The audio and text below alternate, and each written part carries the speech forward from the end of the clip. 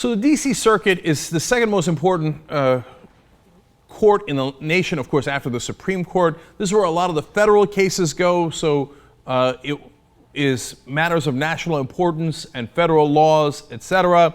Now, there's supposed to be 11 people on that court. Right now, there's only 8 people in those seats. Why?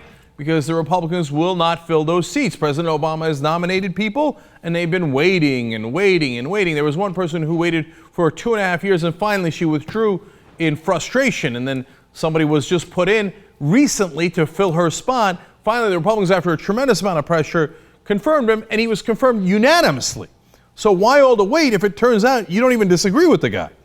Now, that finally became the 7th spot and now tied up the D.C. Circuit, 4 Republican appointees and 4 Democratic appointees. But until very recently, even though we've had a Democratic president for 5 years, the Republicans were in charge of the second most important court because the Republican senators wouldn't allow the nominations to go forward. So President Obama today says, hey, listen, man, I'm filling all those seats. I'm done with this nonsense. I want to put 3 guys in there or 3 people in there, and it's time to get going. In fact, here's the president talking about it. Some Republicans recently have suggested that by nominating these 3 individuals, I'm somehow engaging in, and I'm quoting here, court packing.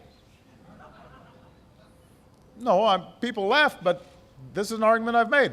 For those of you who are familiar with the history of court packing, that involved Franklin Delano Roosevelt trying to add additional seats to the Supreme Court in order to water down and get more support for his political agenda.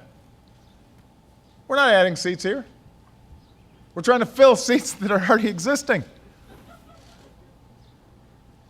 Each of the past 5 presidents has seen at least 3 of their nominees confirmed to the D.C. Circuit. Since I've been president, obstruction has slowed that down to 1. Right now, there are 3 open seats on a critical court. Look, it's high time he did this, and the Republican opposition here is literally laughable. But let's give their case. Chuck Grassley had said this earlier when they were debating the person who was going to take the 8th spot in that D.C. Circuit. Let's watch.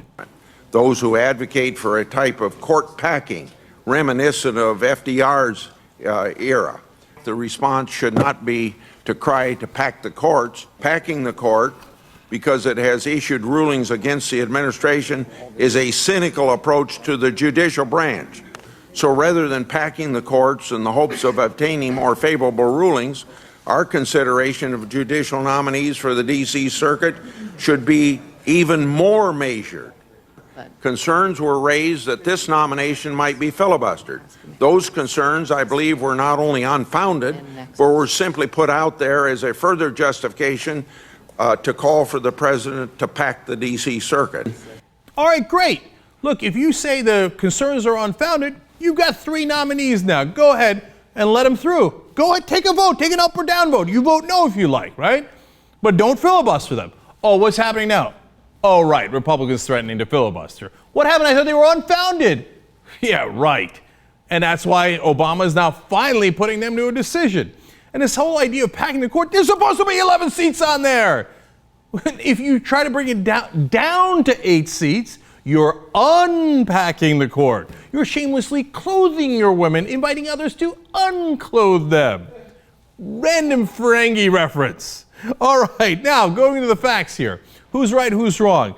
Now, this is a rare case where you're going to hear me say the president is 100% right. Look at the amount of days that he's had to wait for people judicial nominees who wound up eventually when they were voted on being unopposed. So there's not even a controversy about these guys. For the circuit court, George W. Bush had to wait on average 29.3 days.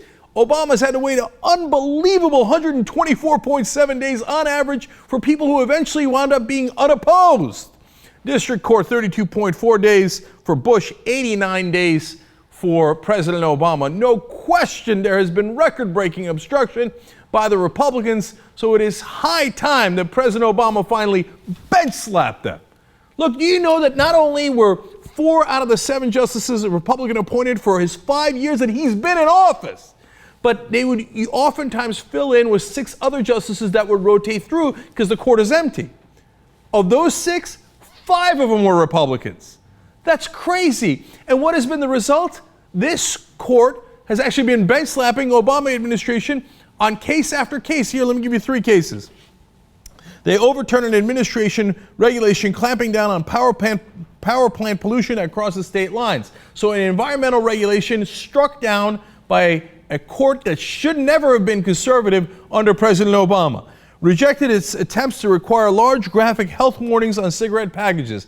Another conservative decision for no reason. That court should have been liberal from day one when he had open seats. He should have appointed them and insisted on it on day one. And finally, number 3, they found Obama exceeded his power in bypassing the Senate to make recess appointments. Now, ironically, that is the ruling that now Republicans are using to say, oh, no, we're not going to let you make any of these appointments because you're exceeding your power, because we blocked you from making appointments in this court that decided that case. Oh, come on. It's high time that he took these guys on and said, here are my 3 guys, and whether you like it or not, you're going to have to vote on them. And if you don't, I'm going to crush you. Okay. Now, just to add a little insult to injury, who did he nominate? Well, he nominated Patricia Ann Millett, Cornelia Pillard, who is Millett is an appeals lawyer. Pillard is a Georgetown law professor, and Robert Leon Wilkins, who, of course, is a U.S. District Court judge. 2 women and a black guy. Oh, you didn't like my appointments before. You wanted to drag your feet. You're lucky I didn't put 3 black guys on the court. Okay. Now, of course, it's Obama. Don't be crazy. Actually, 2 of them work for the Bush administration. Of course they did. Me, I would have appointed 3 people that didn't work for the Bush administration on day one. But hey, he's very late to the game, but at least he has arrived. This is the correct strategy. It will definitely pay off, and he will get what he wants, because the Republicans do not want President Obama and the Democrats in the Senate to use the nuclear option and get rid of their filibuster.